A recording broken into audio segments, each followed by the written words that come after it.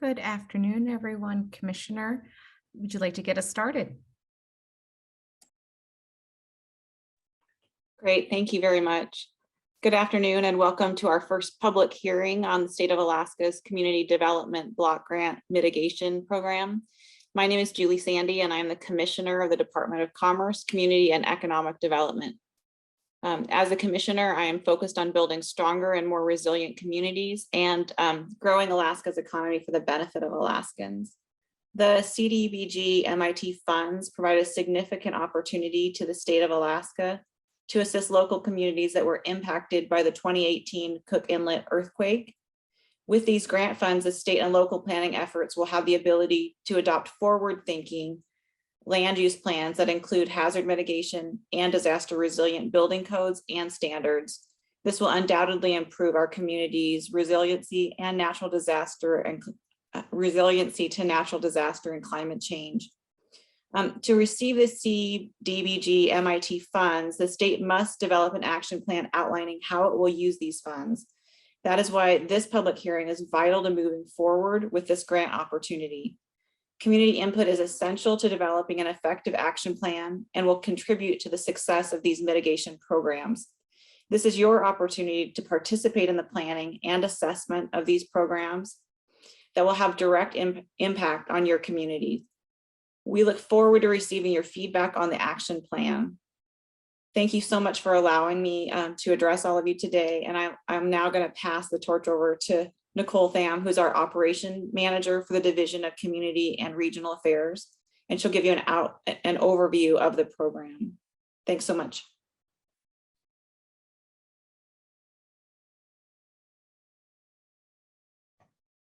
Thank you, Commissioner Sandy. Thank you, Commissioner Sandy. Again, welcome everyone.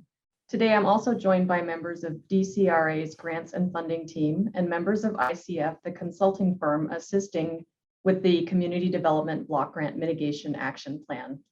Together, we'll be taking you through today's presentation, which is being recorded and will be posted to DCRA's website. Next slide, please.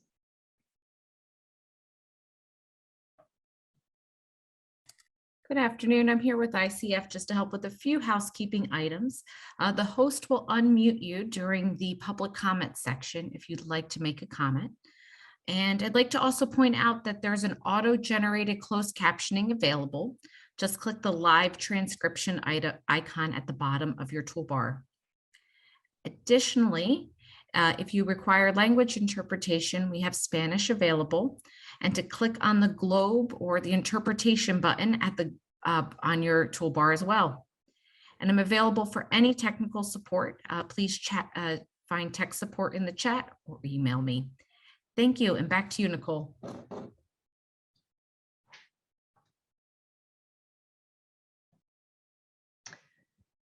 All right, so the agenda for today's public hearing includes our welcome, the housekeeping that we just went through.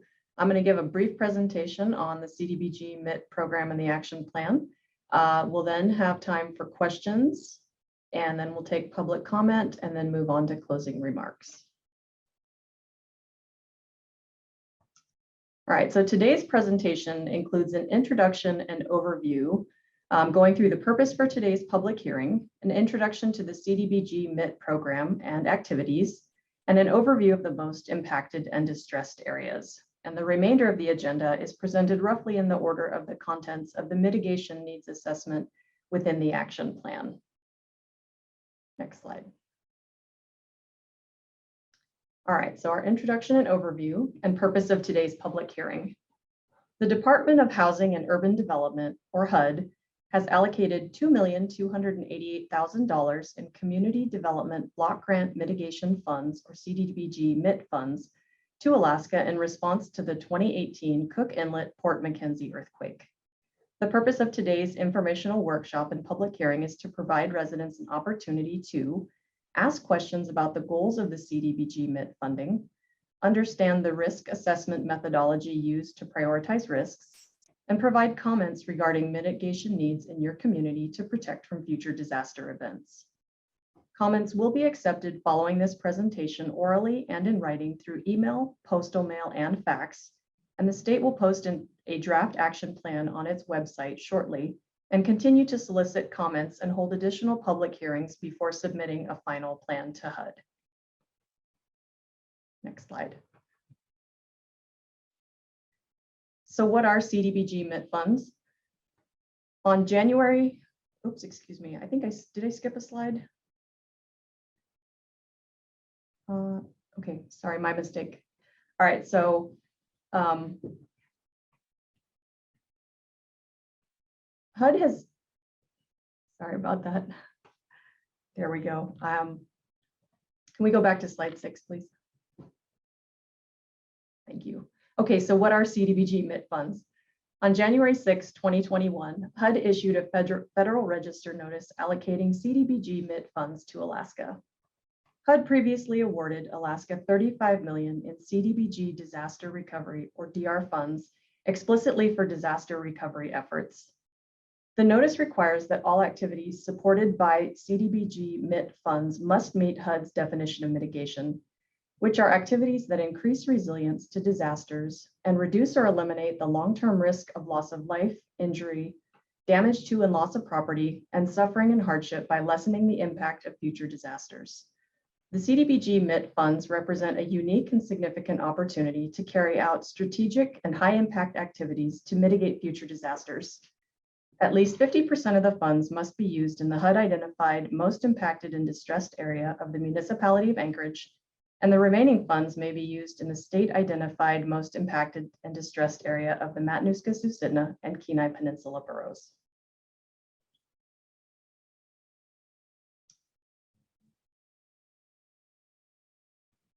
HUD CDBG MIT objectives support data-informed investments in high-impact projects which will reduce risks attributable to natural disasters, place focus on repetitive loss of property and critical infrastructure, build capacity of states and local governments to analyze disaster risks, and update hazard mitigation plans through data and meaningful community engagement, and support the adoption of policies that reflect local and regional priorities having long-lasting effects on community risk reduction.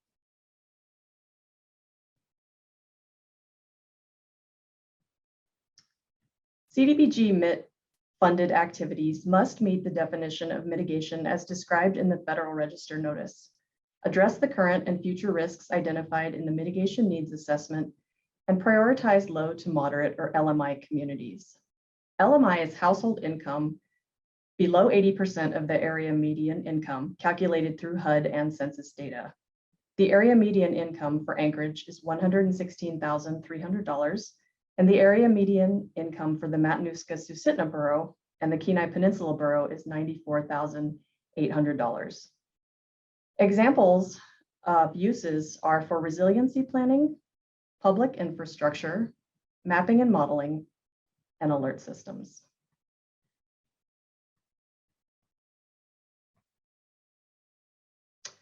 So now an overview of the most impacted and distressed areas, or MIDS. HUD uses the best available disaster impact and recovery needs data to determine areas with the greatest need for federal aid. A minimum of 50% of the funds must be allocated to the HUD-identified MID area of the municipality of Anchorage, and the remaining funds may be allocated to Alaska's identified MID areas, the Matanuska-Susitna and Kenai Peninsula boroughs. Alaska has supplemented HUD data with local and regional data to identify that the Matanuska-Susitna and Kenai Peninsula boroughs also have needs resulting from the disaster and are also eligible for federal aid. Next slide. CDBG MIT grant guidelines require grantees to consider the mitigation needs of essential services and infrastructure systems that communities rely on to function.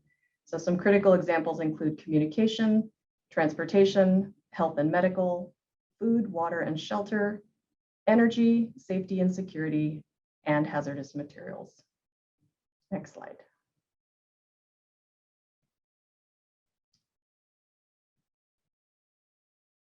So the mitigation needs assessment is a risk-based assessment that summarizes the natural threats and hazard in the municipality of Anchorage, the Matanuska-Susitna borough, and the Kenai Peninsula borough.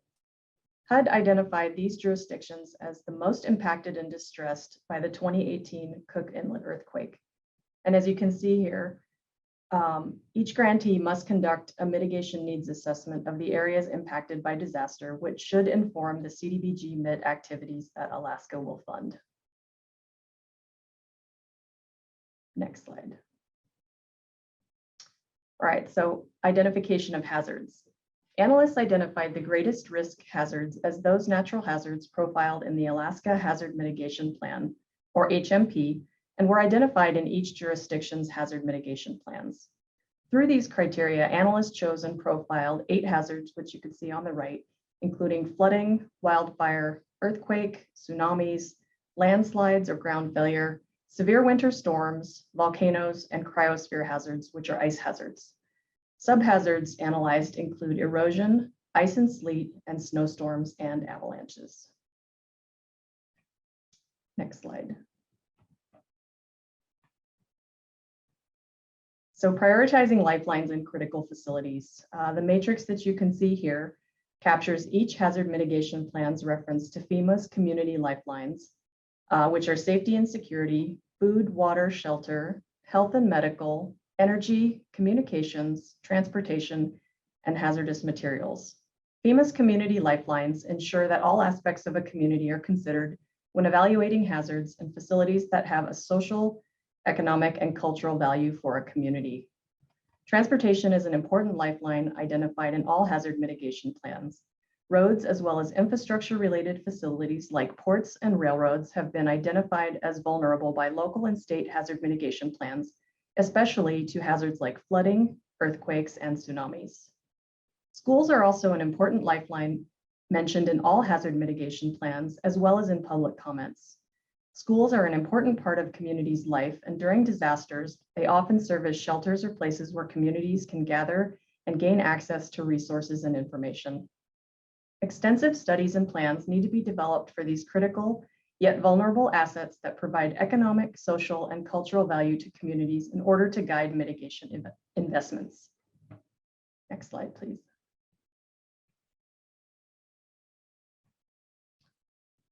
FEMA's National Risk Index is a tool that generates composite risk scores for communities across the US.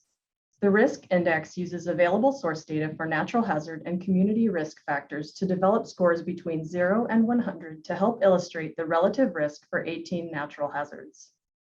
The score uses expected losses from disasters, social vulnerability, and community capacity to create a standard score.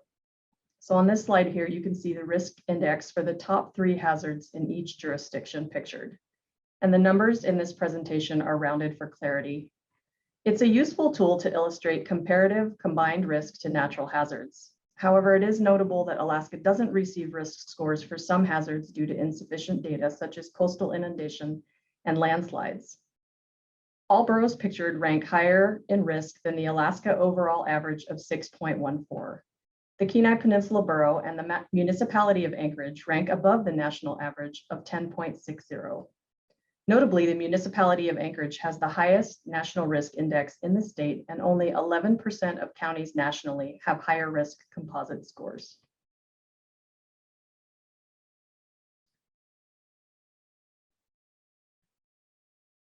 Through the needs assessment, we have identified types of mitigation activities that can be funded with the grant. In coordination with the state and jurisdictions, we'll decide on how the funding will be used and publish a draft action plan that communicates the chosen activities for public comment.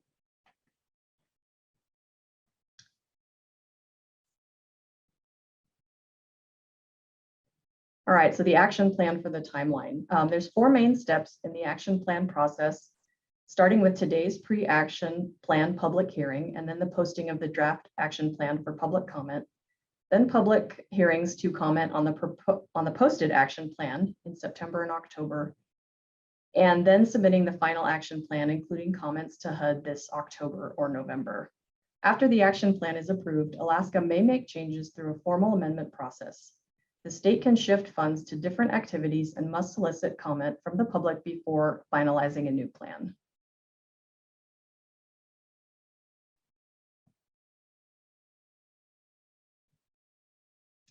So the public engagement schedule for the pre-action plan comments. People who would like to provide public comments will each be given time to speak during the hearing. Those wishing to speak are encouraged to bring a written copy of their comments, and written public comments may also be submitted by email, postage mail, and fax. Please be sure to label or note your comment is for Alaska CDBG MIT. For additional information, please feel free to visit the Alaska Department of Commerce, Community, and Economic Development CDBG MIT website at the link below or the QR code to your right.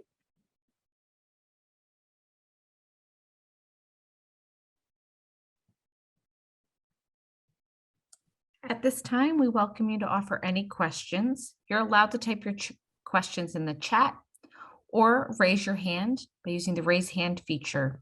We will take all these questions into account as we develop our FAQs, our frequently asked questions, to be posted on the website. We'll give about 1 minute for questions to come through.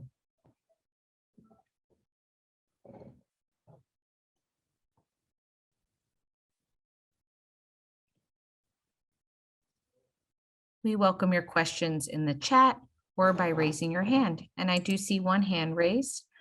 Jacob.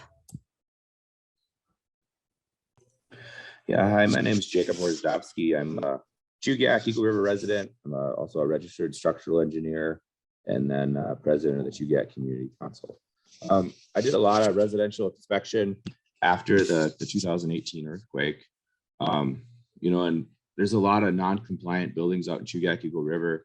So I've been kind of thinking about, what the best course of action or how we could make the most impact for kind of keeping things going forward. So I think one item that could really benefit the community is renailing the shear walls on some of the T111 sheathed houses. So not necessarily really a question, but I think it's something that'd be good, or maybe just how could we get a program in place to do this? And is this something we could use the funds for? Like a retrofit program.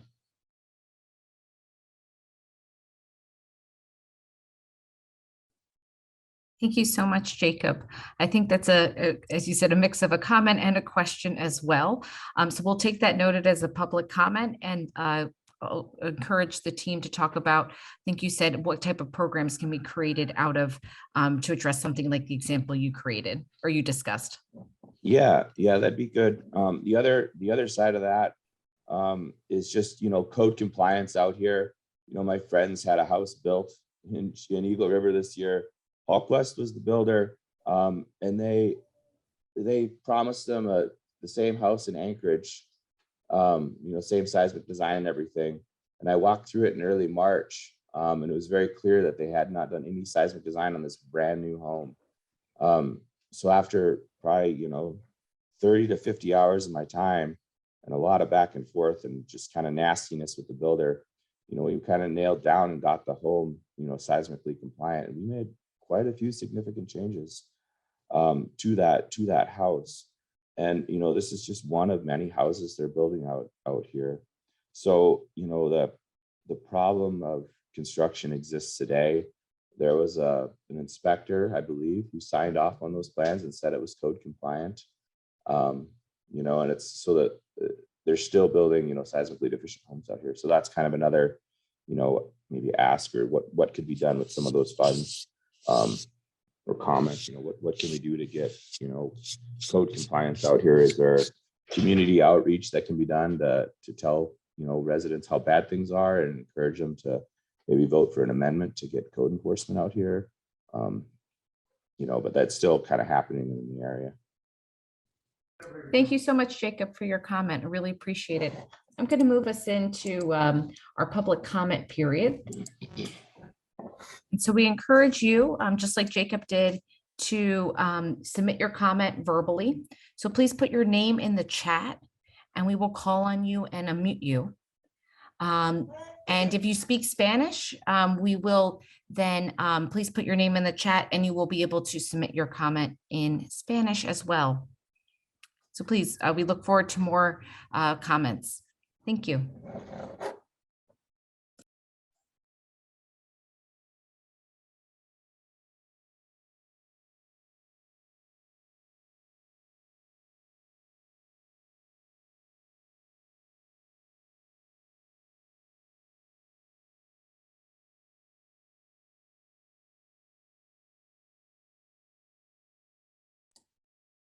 Feel free to put your comments, to put your name in the chat, and we will call on you.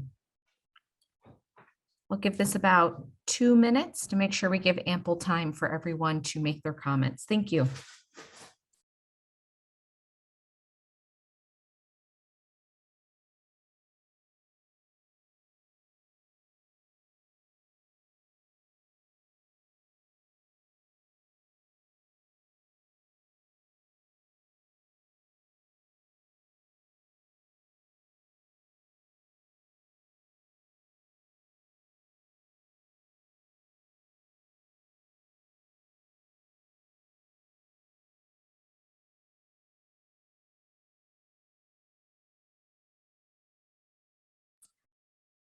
Thank you. We continue to encourage you to submit your comment. Please put your name in the chat, and I'll call on you to speak. Thank you.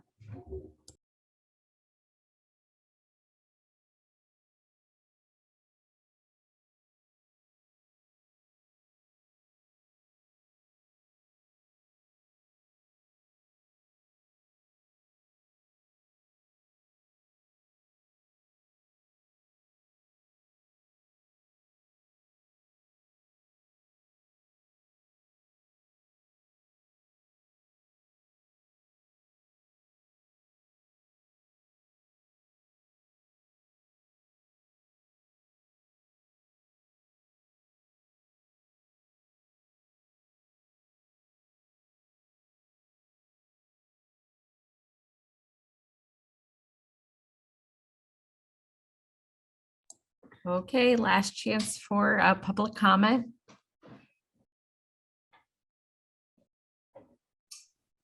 I guess I've got a question. So, this is Jay Korzystowski again. I'm on the board of SEAC as well, and I guess we're putting together a T111 renailing policy in kind of conjunction with a few other groups. What steps would I need to take to get grant funding in for this, something like this project to go forward? Is there someone spearheading it at the state who could, kind of help with some legwork?